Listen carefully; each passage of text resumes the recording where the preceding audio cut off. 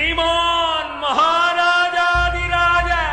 राजगंभीर राजमार्तांड राजकुलोत्तुंग राजकुलतिलक ஈரேழு 14 லோகத்தின் அதிபதி நாடாளும் நாயகன் அழகன் குழகன் ஆனந்த சித்தன் நல்லூர்பதி காவலன் நல்லூர் அடியார் காதலன் அரண் அண்டஜராஜர பிரபஞ்சோத்பத்தி நிமித்த காரணன்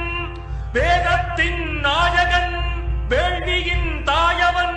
முறையாகமப் பொருளவன் முத்தமிழ் ஆனவன் நல்லூர்